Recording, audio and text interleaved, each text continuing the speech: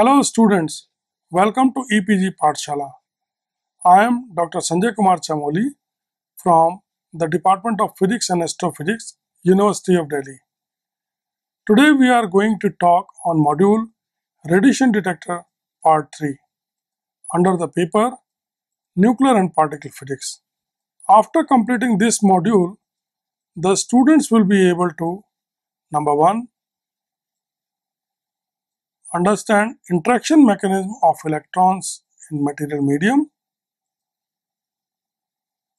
They will be able to differentiate between interaction of heavy charged particles and electrons in matter, and also they will have knowledge of interaction of X-rays, gamma rays in the medium. Charged particle in matter, electrons. In this particular slide, we are going to study how the electrons on entering in the detector interact with the material, or basically how they are getting detected. Now we know that electrons are basically charged particles. For electrons, major energy loss in matter is via Coulombic interaction. So first of all, we need to understand that what are the interaction mechanism for electrons in the medium. Here, since electrons are charged particles, and through the discussions in the previous slides or previous modules, we have learned that the incoming radiation sees the matter of the detector in terms of its constituents. That is, it does not look at the matter in terms of its element like aluminum, magnesium, germanium, silicon, not like that. But it sees the matter in terms of its constituent, means in terms of nucleus and electrons, and interact with them. So, when the electrons enter in the medium, they interact with the nucleus and they interact with the electrons of the medium. So, here we can say that since electron is a charged particle, entering electron is a charged particle, electrons of the medium are also charged particle. In that case, they will interact via Coulombic interaction and lose their energy. So for electrons, major energy loss in matter is via Coulombic interaction. Now what happens is, since entering electron and the electron of the medium are identical in shape and size, so it's an interaction between two identical particles. In this case, due to the Coulombic interaction, the incoming electron suffers energy loss as well as strong deflection. And since the electron continuously interacting with the electrons of the medium, so we can say that in every interaction, the electron is suffering huge deflection. So there is the loss of energy, due to which there is a change in the speed of the electron in the medium, and also since at each interaction the electron is suffering huge deflection, so there is a change in its direction. So speed is changing, direction is changing, it means the velocity of the electron is changing.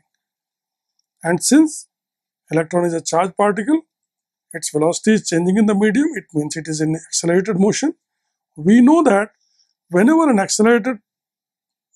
charged particle in acceleration passes through a medium, then it starts losing energy in the form of radiation, which is called Bromslang radiation.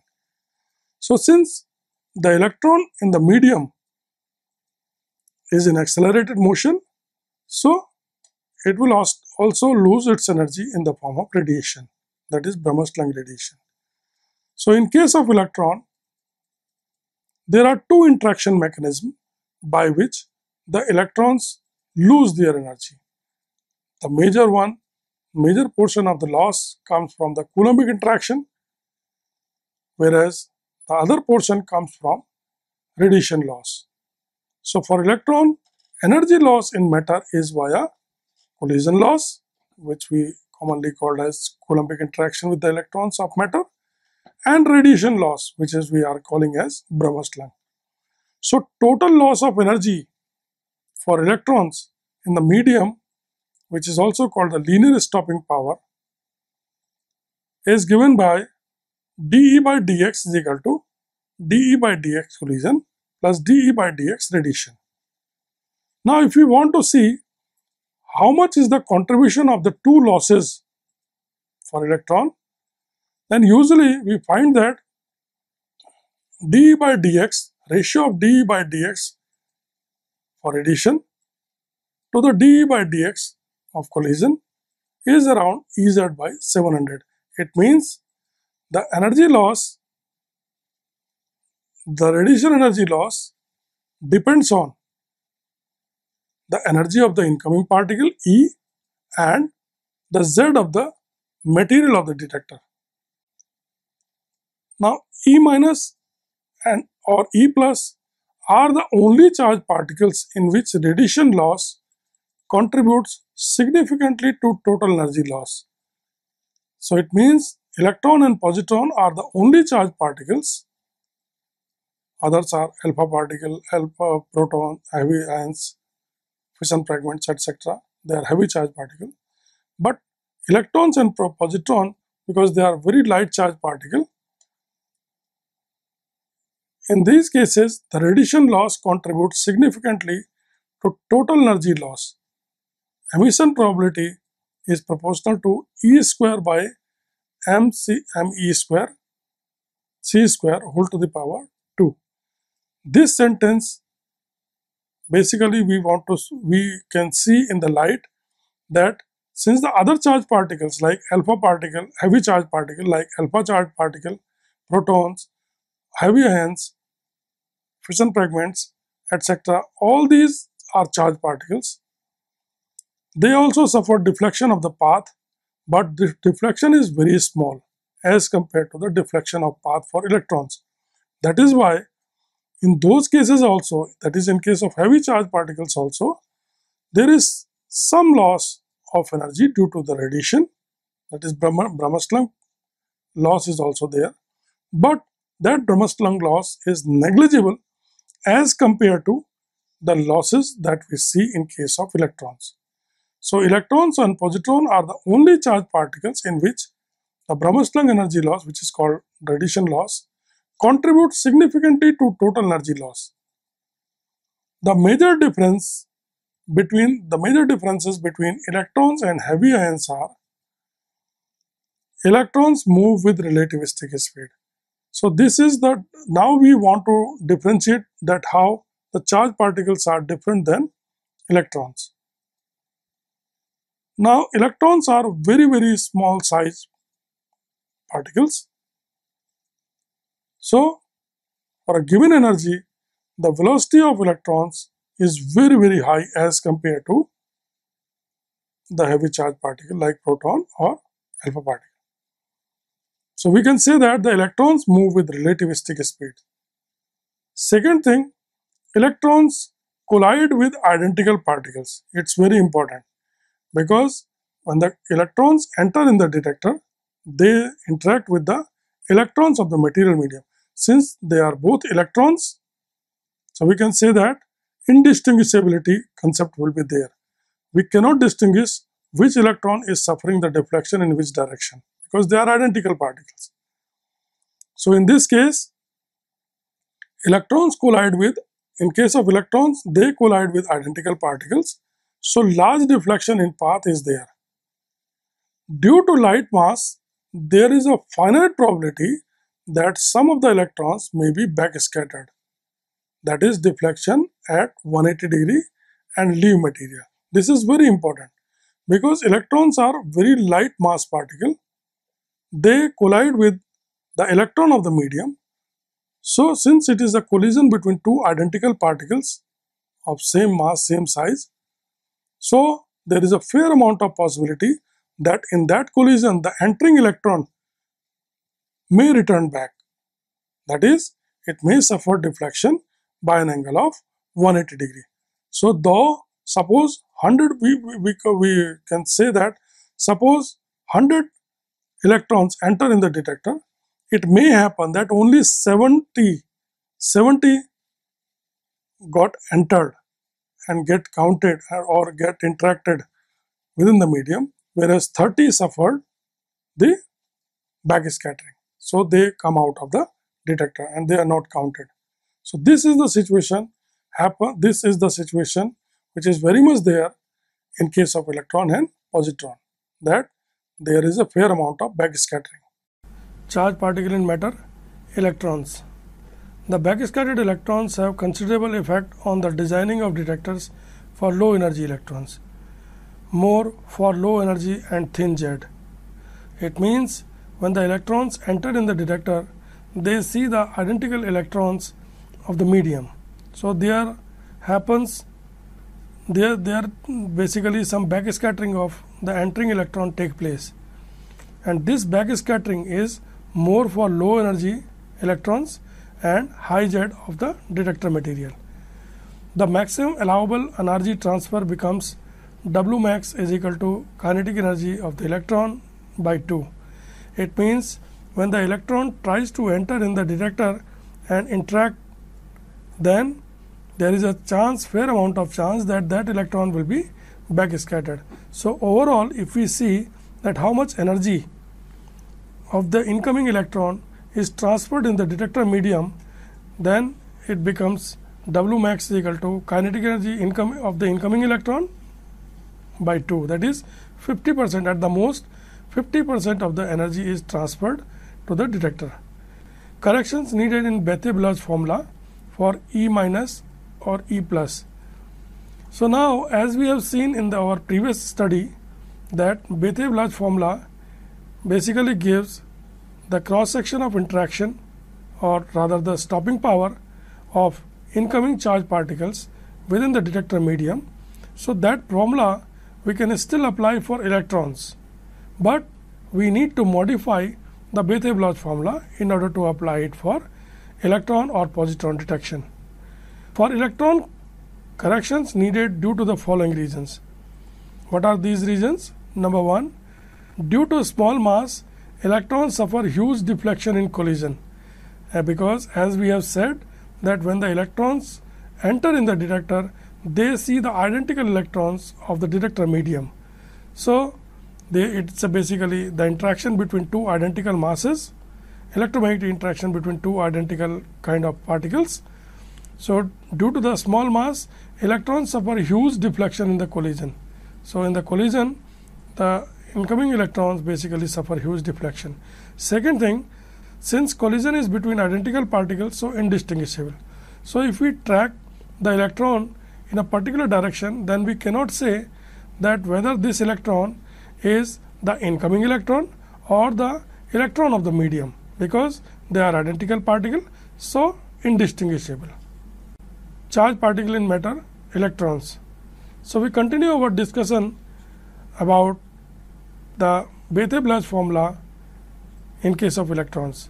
So Bethe-Bloch formula for electron or positron radiations can be written as dE by dx is equal to dE by dx c plus dE by dx r.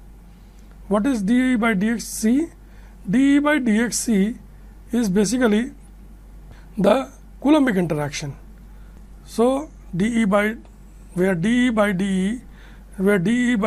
dx c is given by the equation minus dE by dx c is equal to 4 pi me c square n by beta square bracket e square by 4 pi epsilon 0 bracket whole square bracket log tau square tau plus 2 upon 2 into I upon me c square whole square plus f tau minus delta b beta gamma minus 2 c by z, where f tau is a function given by 1 minus beta square plus delta plus tau square by 8 minus 2 tau plus 1 log 2 upon tau plus 1 whole square for electrons, and f tau is equal to 2 log 2 minus beta square by 12 bracket 23 plus 14 upon tau plus 2 plus 10 by tau plus 2 whole square plus 4 by tau plus 2 whole cube for positron. So now it is clear from the discussion in this slide that Bethe-Blasch formula for electron and positron has two contributions. One contribution in the stopping power is from the Coulombic interaction between electron, and the second contribution is coming from the radiation losses that the electrons suffer in the medium. So, the Coulombic interaction basically can be calculated as we have calculated in case of other charged particles, heavy charged particles. So, the Coulombic interaction, we have formula for electrons and positron. The two expressions are different, as we can see here. So, the electron energy loss due to the Coulombic interaction within the medium of the detector is different for electrons than positron. Charged particle in matter, electrons. In this slide, we are going to study that how the radiation energy loss happens in the electron inside the detector and how it can be calculated. So, the radiation energy loss dE by dx R is given by is equal to bracket E upon 4 pi epsilon 0 bracket close E square n z plus 1 into E upon 137 m0 square c to the power 4 bracket 4 log 2E upon m0 c square minus 4 by 3. So, radiation energy loss is given by this formula. Now, if we want to see that how is the path of the electron inside the matter, then the picture given below shows the path of the electron in matter, and we can see that the electron path is not a straight line path as in case of heavy charged particle, but electron's path is a zigzag path, and so the distance covered by the electron inside the detector is basically different for different electrons. On the right hand side, there is a picture where the stopping power of electrons is given as a function of energy for different elements, for different material medium of the detector. So, here you can see that the curve is given for lead, aluminum and air. So, now both kind of losses are being shown. The radiation energy loss as a function of energy increases with increase in energy of the electron or positron. But on the contrary, the collision loss means the energy loss due to the Coulombic interaction between the incoming electron and the electron of the medium. It basically decreases with increase in energy. So, here you can see that in the picture the collision energy loss is less in case of lead, but more in case of air, whereas the radiation energy loss more for lead, but less for air, and they both vary as a function of electron energy. Gamma ray, X-ray in matter. Now, in this slide basically we are going to study that how gamma rays or X-ray photons interact with matter. Gamma rays have more penetrating power in matter than charged particle. Gamma rays suffer attenuation of intensity and not degradation of energy. What does that mean? It means that gamma ray suffers attenuation of intensity. Attenuation means the number of photons. When the gamma rays enter in the detector medium or interact with matter, either they are completely absorbed or they are scattered. So, gamma rays suffer attenuation of intensity, means their number they are completely lost, means there is a loss of intensity, and not degradation of energy. It means gamma rays do not suffer the loss of energy in the medium. They are either completely absorbed or they are deflected, but they do not suffer the degradation of energy as we can see in case of charged particles. Charged particles when enter in matter, they continuously lose energy while interacting with the matter, but this is not the situation with gamma ray photons. Gamma rays interact with matter mainly via following three processes: photoelectric effect, Compton effect and pair production. So, now from this discussion it is clear that gamma rays, the behavior of gamma rays on interaction with matter is completely different than the way charged particle interact with matter. So as we can see that when the gamma rays interact with matter, they suffer the attenuation of intensity. And here we can see that in the picture given below, when the gamma ray of intensity I0 pass through a material medium of thickness x, then intensity I is observed on the other side of the matter, then I is equal to I naught exponential minus mu into x, where mu 0 is basically the linear attenuation coefficient, I0 the incident beam intensity, and x is the thickness of the absorber. Gamma rays, X-rays in matter. In this slide, basically we are going to study that how gamma rays or X-ray photons interact in matter. If the absorber thickness is measured in gram per centimeter square, then mu is called mass absorption coefficient. Mu m is equal to mu 0 upon rho. Mu is the attenuation coefficient and mu m is the mass attenuation coefficient. So mu does not change with the state of matter. This is very important, that attenuation coefficient does not change with the state of the matter, but mu m does. So it implies that if we are talking about mu only, then mu in case of water will be equal to mu in case of ice, and that is equal to mu in case of vapor. Mean free path, which is the distance between two successive interactions, can also be obtained if we know the value of mu. How? Because there is a relation between lambda and mean free path lambda and mu, that is lambda is equal to 1 by mu. So if we know mu, we reciprocate it, and then we can get the value of lambda. Half thickness is the thickness of given material to reduce the intensity of gamma rays to half of its value without material. That is d half is equal to log 2 upon mu, which is given in terms of centimeter or gram per centimeter square. So it means if we know mu, we can also find the half value thickness, and this is very important. This half value thickness for a given radiation is different for different materials. Gamma or X-ray in matter. So we continue our discussion, interaction of gamma rays in matter. Now in this slide, basically two pictures are shown. Picture on the left hand side shows the behavior of intensity of gamma rays as a function of thickness of the matter or thickness of the absorber. Now here we can see that when gamma rays pass through some matter, then their intensity continuously decreases.